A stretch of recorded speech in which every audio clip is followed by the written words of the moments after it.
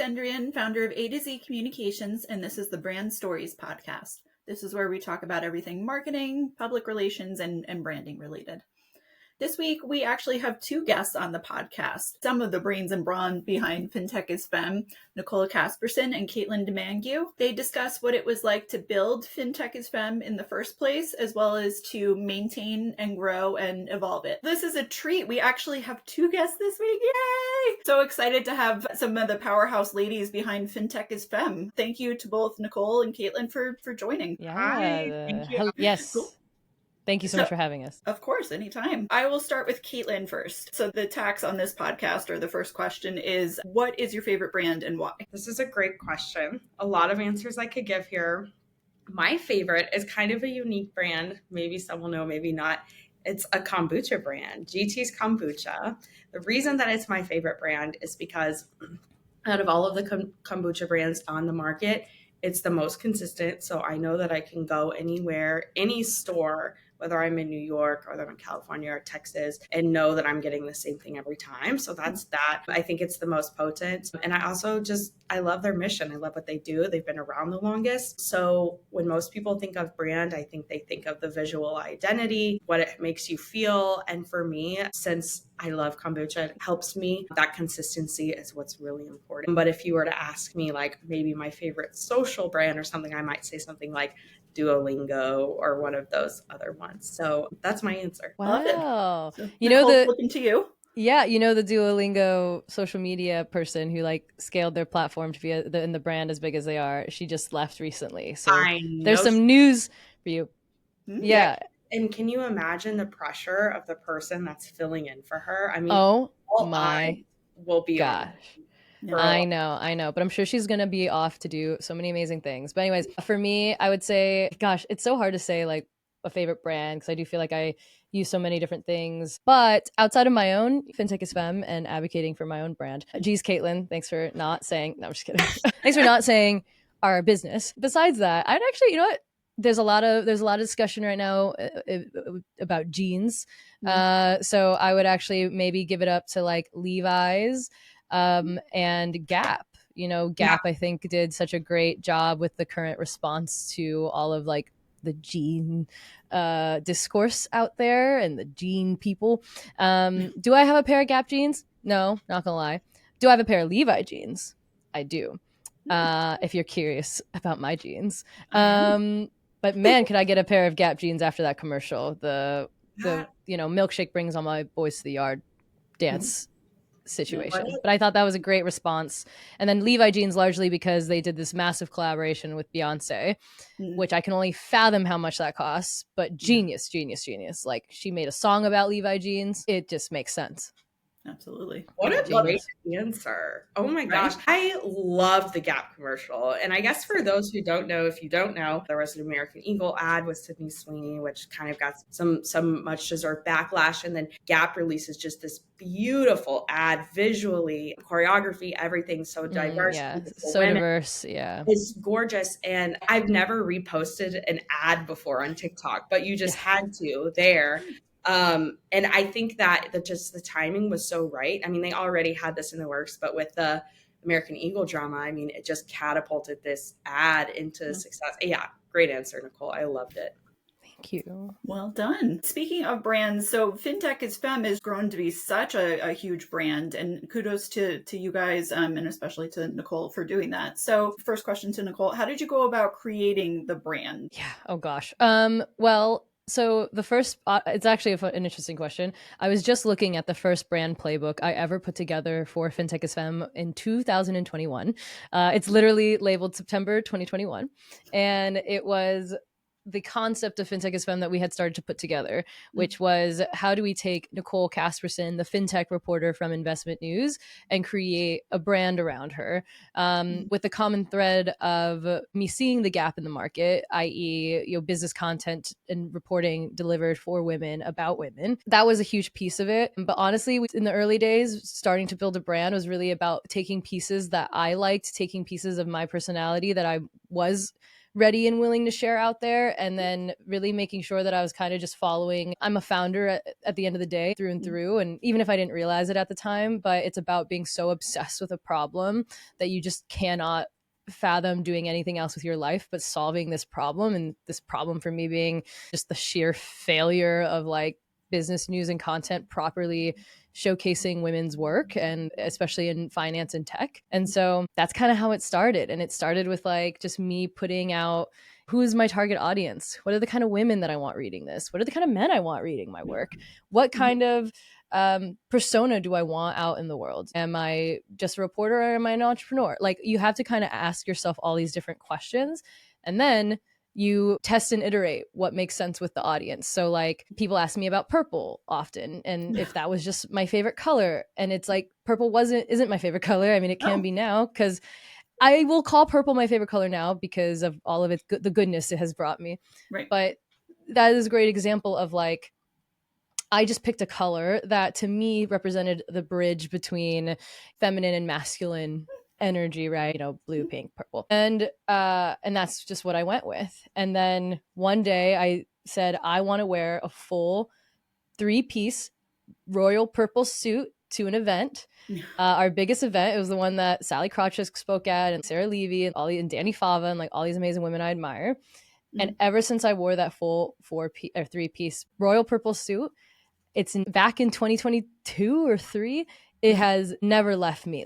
The way that the purple is associated with the power and the inspiration of Fintech is Femme, so important. So colors are also important to branding, as our marketer here, Kaitlin, would probably attest to. See, but anyways, this whole time I thought that purple was your favorite color. Now I know. I wish it was that easy, but no, I kind of, it just made sense for the brand and what we wanted to represent. I will say purple also represents women's equality, which actually, funny enough, I didn't really know that at the time. It kind of just happened that way. So I do think when you're building a brand, if you follow your own curiosity, your own interests, you start to build the pieces, and it's all going to look unique. Like, there is no magical framework. There is in marketing for the most part. These days, if you're going to build a brand with so much out there, you do have to rely on your unique personality bits. Absolutely. Those unique personality bits. So you were talking about building the brand. So I mentioned to Kaitlin before we got on the podcast, I can imagine, and obviously I haven't done this, but I would think maintaining that kind of community and culture and whatnot also takes a set of efforts. So how do you guys go about doing that? Kaitlin? Yeah, that's a really good question. So we're honestly just kind of the guidepost, right? Like the whole idea is that we want this to be community led. Our community members are really great, really active. They are really supportive. And for us, a lot of the work comes down to what is the right solution for our members? How do we get them the most engaged? And how do we get them to each other? Because they all want to do it. It's definitely never a matter of maintaining interest or maintaining excitement about the community. It's how do we meet them where they're at? And all of these women are so busy. I mean, there are women that are checking our community platform at 1 a.m. There's community members that check in at 6 a.m., 5 p.m. after they get off work. Like, it's really just about how do we get everyone together. And I think that comes from flexibility too, because when and I won't get too much into like our back end details, but when we started the community, we had a certain goal in mind. And then as the community has expanded, we've realized our community members need a little something different. So how do we pivot to support them? And I think that that's the biggest thing. I mean, and all of those things start, like Nicole said, even with branding and the colors, like it all falls into place. So when I'm getting several questions about hiring, I mean, it's obvious we need to look into some sort of job platform. Or if we're getting a bunch of questions about investors, that's why Nicole and I are talking about how do we put together our investor guidebook for women, of female investors who are investing in women. So that's a good question. I think it's less about the day-to-day like maintenance and like logging on and supporting them, and more about supporting them in that way, in the technical way, and more about putting them in the right place where they need to be at the right time. Right. And I think Kaitlin makes a lot of great points there to kind of tie it with a bow. And for those who don't know, listening to this, within the Fintech is Femme ecosystem, we have a private membership community called the Academy of Fintech. Backstory there is that we started it at the end of last year, the end of 2024, and kickstarted memberships then with our first 50 founding members, and then have largely grown by word of mouth since then. It is now August and we're over 140 members and growing, which is, yeah. Oh, wait, what'd you say? Close to 200. Oh, haha. See, look at Kaitlin have the more accurate number because she's on top of it. But yeah, so closer to 200 members, but like all through word of mouth. I haven't really been heavily advertising it. I sometimes put little bits in my newsletter, but I've been wanting it to be very intentional. Like I want people to really have skin in the game and want to invest in this. Kaitlin has been so amazing in that, honestly, I started this not really, I had a vision for what I wanted it to be, and I called it the Academy for a reason. I want us to be when people think of fintech and innovation and like the future of this industry, they should think of us. We should be the tastemakers. We are the Academy. Like we largely designed it off like the Academy of motion pictures and like the Oscars and that kind of thing. But wanting to create that prestige. And it's not just because we're women. It's because, yeah, we're women and we have like, and we do a million things better than anyone else. So you should listen to us because it just makes sense for your business and so on and so forth. But Kate, I really had no idea what I was doing. You know, I invested in a platform thinking, oh, our members will love this, but I don't know. So I have to like test and see. And then, you know, we're seeing, oh, maybe they're not engaging with this as much. So let's do something else. Oh, okay. To Kaitlin's point, they're super busy. It's just being, I think, like building a brand, being a founder, starting a community, you just have to do the starting because you don't know what you don't know. You have to learn along the way, and then you just have to listen. Like you have to be so obsessed with the problem as a founder, and then you just have to be willing to listen to what the customer, right, your community is telling you. To Kaitlin's point, we're asked about jobs a lot. Clearly, we need a job board. We're asked about investors a lot and investing. Clearly, we need that. We knew our community is too multi-dimensional and also too multifaceted and then too also multi-generational to do one thing the same every time. So we're like, how do we then capture that scope? And everyone's also all over the place. We've got members in San Francisco, on the West Coast and the East Coast and in the middle of America and in Missouri, in the Midwest, and they're all over the country. So how do we serve them all? Okay, we decided let's do 2 virtual events a month to make sure we're all learning, like having that exclusive time together, and then people can come as they can and invest in the time as they can. So these are the things that need to happen in order to build a community or brand. And you just have to be dedicated less to the, oh no, I thought something was going to be right this way and it wasn't. You have to be down to pivot and then adapt depending on what your audience is telling you. Yeah, and just to piggyback really quickly off what Nicole was saying about especially multi-generational, something we've been working on is like she said, everyone's so different. So Nicole and I'm a mom, Nicole's not a mom, she's a lot busier than I. Our paths, and if we were in the same career path, is going to look a lot different. So we almost have tracks for our members. What's the lightest track look like? They're probably going to be on our virtual events, and that's cool. Our medium track, they'll come to a few. And then we have our heavy track. They're going to follow us everywhere. I mean, we have people who fly from across the world to be at these events. And then there's people in New York who maybe can't even attend the New York events. So how do we serve them without diluting everyone else's experiences has been another thing that we've been figuring out. And our community is so great and is willing to show up to basically everything we do. So it makes it really easy. Yeah. Wow.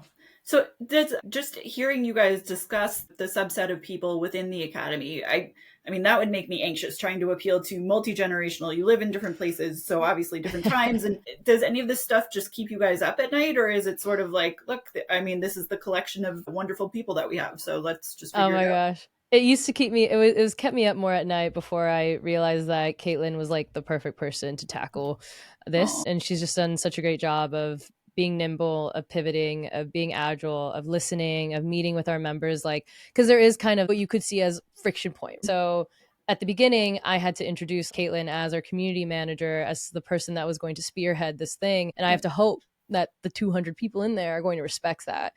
I have to have that transparency with the audience, which is, you know, my number one job is to continue to build the platform, is to continue to create the content, is to continue to build the stage so that our community has that elevation, place, that amplification, that megaphone to speak on a giant stage or be on the right show or connect to the right person to have that right opportunity. So I have to keep my focus there. So to have someone like Kaitlin who is able to be in the weeds with the community day in and day out and kind of just take that off my plate, but then us work very closely to make sure like I'm doing the virtual events and we're always figuring out new ways to iterate to make the community more valuable. That to me is more so what keeps me up at night, is like, and it's gonna happen. I can't make all 200 people happy. It's just like, maybe I can, but we'll see how we do, Kaitlin.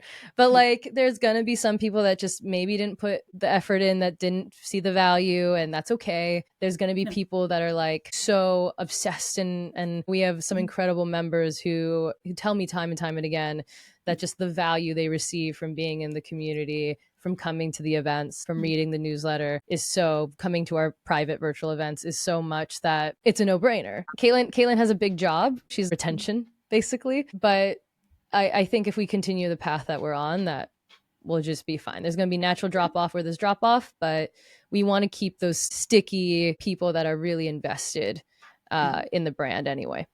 Absolutely. Yeah, that's a great answer. I think for me, just to put it short and sweet, I don't worry, but I do think a lot about how we're going to make it work, make everyone happy. But like Nicole said, you can't make everyone happy. And the ones that are passionate about our community are so loud that I don't hear anyone else. And our community is so supportive. They love Nicole. And I think not to get too much off on a tangent, but our business is very unique in that Nicole is the face of it. Whereas other companies, it's a product, it's a service. Like that's kind of also been, how do we make sure that these people are getting FaceTime with Nicole? Because sure, I'm great, but like they want to hear from Nicole. They want to know what she's doing. If our community wasn't so great and so supportive and loved Nicole so much, and I'm so blessed to have come to love me so much, I think that it would be a lot harder. So everyone is just so loving, supportive, and they know every time we do something, it gets better, better, better, better, better, even if we're new. So I think we have that working for us too.